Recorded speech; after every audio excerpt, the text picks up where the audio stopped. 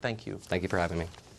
Nigel Farage is the former head of the UK Independence Party. He helped lead the Brexit campaign. He's been a long time, a pretty vehement supporter of President Trump, one of the very few on the island in which he lives. He joins us tonight. Nigel, thanks for coming on. As a Trump supporter, what do you make of the move toward engagement, war with Syria? Well, just think about what's happened over the course of the last 15 years or so. Iraq, we went in, we tried to get rid of the Arab nationalist dictator. We succeeded. What was the result? Hundreds of thousands of death and chaos. Libya, the same. We go in, we get rid of an Arab nationalist leader that we don't like, and we open the door for ISIS and, of course, the crisis we've seen coming over the Mediterranean to Europe. So our track record of intervening because morally we think we should, without a proper strategy, without working out a long-term plan, is bad. And let's just look at this. A week ago, the president said American troops would pull out of Syria. Tonight, we appear to be on the verge of perhaps quite large-scale military action, and not just with America, France and Britain joining too.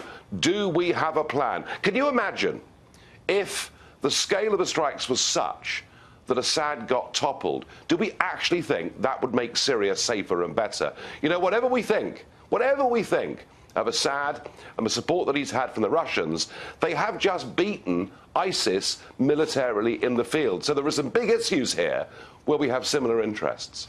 And yet the advocates for this are telling us that somehow Assad, which has been his government has been at war with Sunni extremists for years, was somehow in league with ISIS. So it raises a larger question: why all the lying? What is this really about? I'm honestly confused. But I know lying when I see it, and it's going on now in a large scale. Yeah, I understand that. But I'm also curious, too, as to why Donald Trump, who was so clear in 2013, as indeed I was, as to why it was not a good idea to get involved in Syria, it was not a good idea to arm the rebels. Quite why Donald Trump appears to have had this change of mind, I don't know. It's seemed for some time that the globalists in the West need to have an enemy and kind of want to have a war. And, you know, going to war is the most serious decision any government can ever take. This should not be done without clear strategy. And I'll give a warning to all the politicians here in Britain and many of those in America. You and your chums in your clubs tonight may think this is the right thing to do. Be very careful and very cautious about public opinion. A poll out in Britain today shows only 1 in 4 Britons supports military action, and I'll bet in America it's not a majority either. But if you don't believe in democracy, it doesn't really matter. Last question quickly. Do you think that one of the purposes of war would be to divert attention from the fact that you're not taking care of your own people? You're elected to look after your own people. And when you don't, maybe having a war is a way to change the conversation.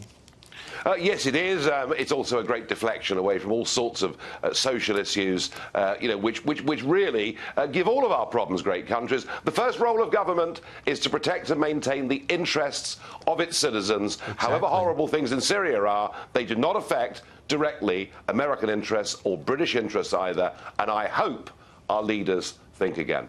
I hope so too. Nigel Farage, thank you for that clear explanation.